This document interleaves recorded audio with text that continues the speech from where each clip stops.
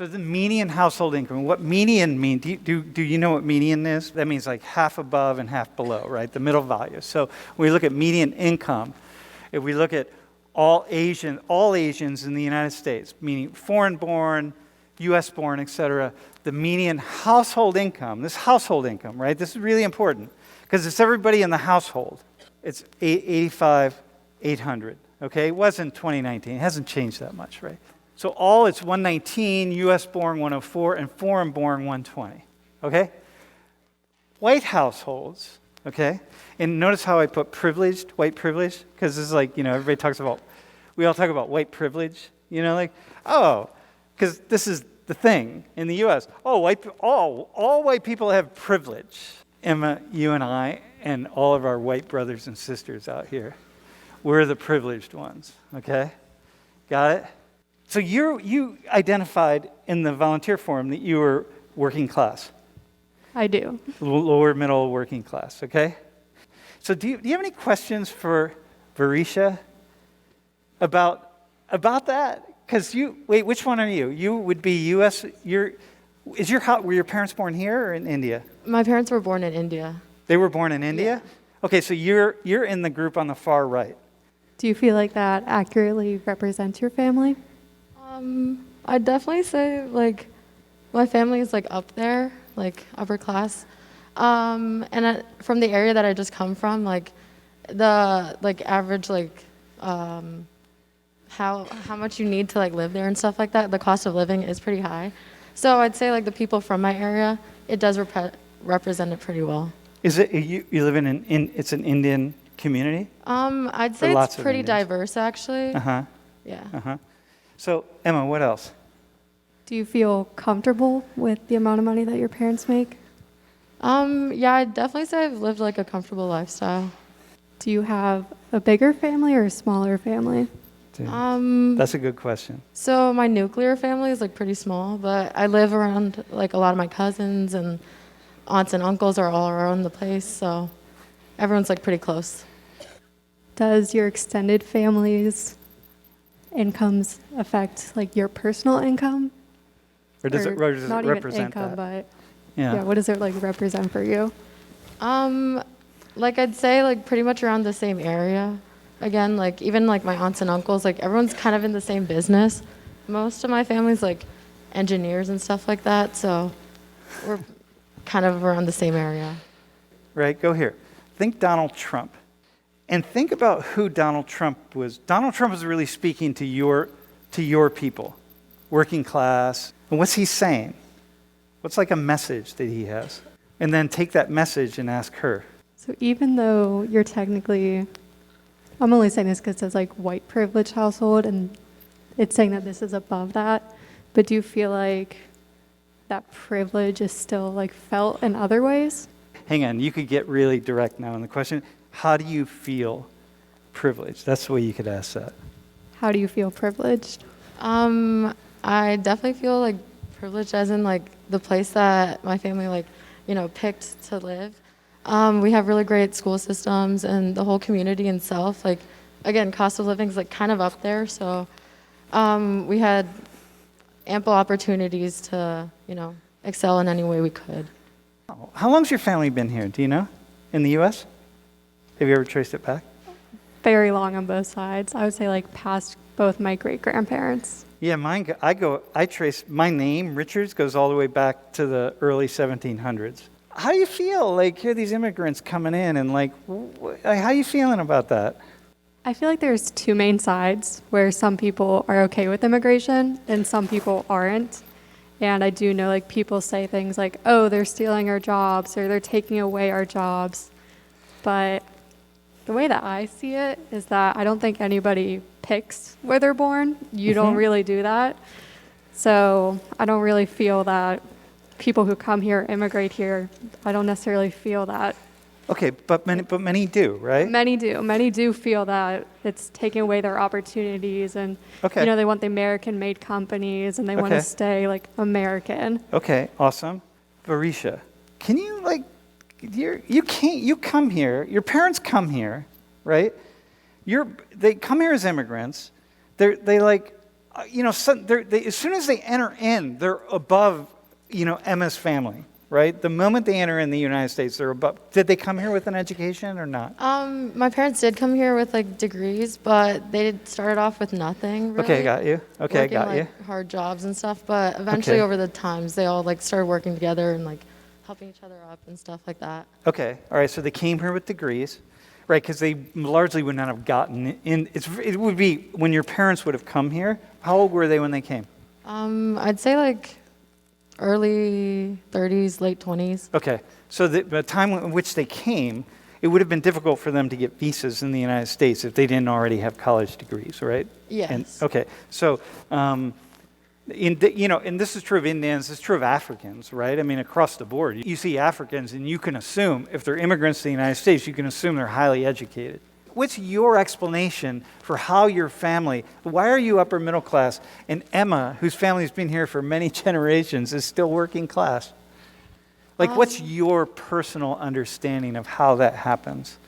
I'd say that possibly because my family didn't come with like a rich like roots here or anything like set, so they had to like pretty much make everything from scratch or like start from scratch. Whereas like other like families who've been here for a while already have a base of like, oh, I could just join my family company, or like there's already something for me to do. I don't have to keep pushing. Whereas like I'd say my family, like they really had no other choice as to like, oh, we got to do the best we can for our like kids in the future. So I mean, that's how I'd say. You would say that? Yeah. Emma, do you have a question stemming from that? I mean, just particularly like my situation or other people who like families come from the working class, although like we've been here, we still sometimes have the issue where we don't have like those companies that like we have family members in that like we can go to. So how do you feel knowing that like your parents could come here for a better opportunity, but some people stay here and still can't find a better opportunity? Or don't find one. Or don't find one. How do you explain that, or how do you make sense of that? Yeah, there definitely are restrictions as to like limited jobs and stuff like that. But in this kind of place like America, where like it's kind of like the melting pot and stuff like that, it is getting pretty like competitive. But unlike other like Asian countries where like competition's the only key, like I feel like maybe the competition might bring out the best in like society. It does kind of suck that like, yeah, there's already like well-established like roots and stuff here, but I feel like, well, just from like my lifestyle, what I've seen is like, if there's an opportunity and you want it, like, gotta keep pushing for it. Like, even if you want an education, like, there are loans and stuff like that, and like, there are other opportunities to help you get to where you want to be. So I'm going to put myself sitting right next to you, both of us working class. Say we're here, we're busting away, we're trying to do it. It's like, okay, well, I have this sense of achievement, work harder, work this. Why is it that I see all these other people who are working class who are not suddenly making this kind of money? Some do, but most don't. Most of us reproduce our station in life, right? And I'm like, there's like a struggle there, right? So now you get a chance to talk to this daughter of these immigrants, right? And like, how'd you do that? Like, how the hell did you do that? Your family didn't, my family didn't do it. How the hell did your family do it? Like, that's the question. And then we don't want to be racist about it, right? So you don't want to be like, ask those questions, but sound racist. Because see, when Trump says it, so this guy has divided Americans. He's gone into the heads of people like you and me and said, like, you've been overlooked, right? You're not, the system is slanted against you. But people like her, they come here and look at them. Like, the whole system is set up for them, right? And it's always them. It's you and them, right? So can I ask you a question? So I want to say something about your parents. My guess is they're probably they work really hard and they're driven. Yeah. And because immigrants are. The Indians who don't work really hard, they don't want to work really hard, and they're not really driven, they were back in India. Your parents came here because that's who they are. They're all like looking for the next thing. And so, of course, they're going to be up here because that's who they are. But if we'd have just taken a random sample of Indians at the time that your parents came, and this is a really important point, right? So this is like going to speak to that. If we had taken a random sample of Indians in the year that your parents came, and said, okay, we're going to pull these random 2,000 Indians and send them to the United States and see how they do, we would have gotten the ones who were like, yeah, okay, whatever, right? I'm just going to sit around and eat my dal and my chole and whatever, right?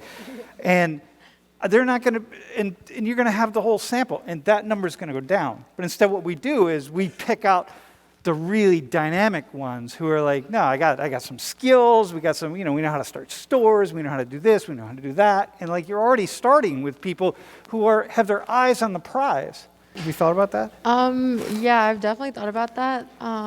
Back when there was like the whole immigration, like when it first started, the shutting down of it, there's like that topic of people who are coming in do already have a step up from like people who are already here. And I think that's so true, like, because like you said, if you're coming here, you're definitely coming here for like the American dream, or you're coming here for a better life. Whereas like if you're already here, I could totally see how it's like very difficult to like look out of the realm of like where you are.